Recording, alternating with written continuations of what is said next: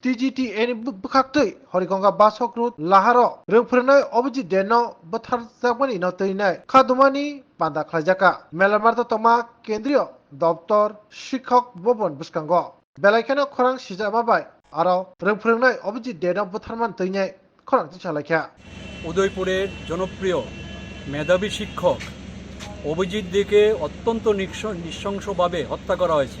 আমরা ত্রিপুরা সরকারি শিক্ষক সমিতি এইচ বেরোড, আমাদের প্যারেন্ট সংগঠন ত্রিপুরা PCC এইচ বেরোড সহযোগিতায় আজকে আমরা আগরতলা শহরে একটা মৌন মিছিল করতে যাচ্ছি।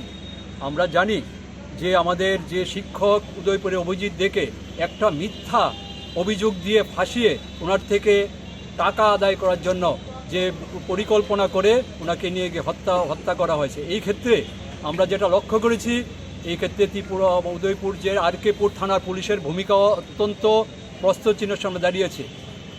আজকে ওনাকে যখন এইভাবে যে দুষ্কৃতিকারা আক্রমণ করলো, এই দুষ্কৃতিকারা জানে ওরা পুলিশ ওদের কিছু করবে না, ওরা একটা নির্দিষ্ট ছত্রছায়ায় থাকে। কিন্তু এর পরবর্তী সময় যে পুলিশ প্রশাসনাতে যখন ওদেরকে এইভাবে মারধর করে প্রায় আধমরা করে পুলিশের হাতে তুলে দেওয়া হলো, পুলিশ তার সঠিক চিকিৎসার কোনো উদ্যোগ গ্রহণ করেনি। সারা রাত্র ওই আমাদের সেই শিক্ষক মশাইকে লক আপে রেখে পরদিন কোর্টে ওনাকে প্রেরণ করা হয়। সেখানে উনি রক্তবমি করেন। পরবর্তী সময় উদয়পুর জেলা হসপিটাল থেকে জীব উনি মারা যান। আমরা এই ঘটনার যে দোষী প্রত্যেককে দৃষ্টান্তমূলক শাস্তি এবং যারা গ্রেপ্তার নেই প্রত্যেককে অবিলম্বে গ্রেপ্তারে আমরা দাবি করছি। একই সাথে পুলিশ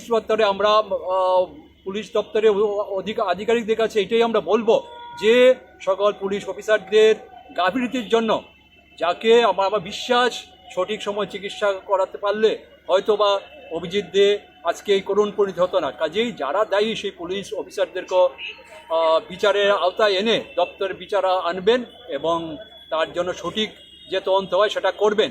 এবং যে দুষ্কৃতিকারীরা আজকে এইভাবে একটা মিথ্যা অভিযোগ এনে আজকে হত্যা করে অভিযোগে তাদের দৃষ্টান্ত শাস্তির জন্য আজকে আমরা এই মিছিল করছি। আগামী দিনে আমাদের সারা রাজ্যে সব জায়গাতেই করবেন এবং আমরা একই বলবো আজকে রাজ্যের অন্যান্য অংশে যারা আছেন শুভদৃষ্টি মানুষ, আপনারা সবাই এই ধরনের একটা নক্কারজনক ঘটনার আপনারা সবাই গর্জে উঠুন। আগামী দিনে রাজ্যের মধ্যে যে একটা অরাজক পরিস্থিতি চলছে এটা চলতে দেওয়া যায় না, এটা বন্ধ হওয়া দরকার। আজকে একজন শিক্ষক মশাই সাধারণ কারোরই কোনো নিরাপত্তা নেই।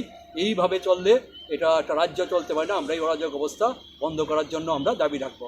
আপনার পরিচয়? আমি আশিস চৌধুরী, সাধারণ সম্পাদক ত্রিপুরা সরকারি শিক্ষক সমিতি এইচ বেরোড।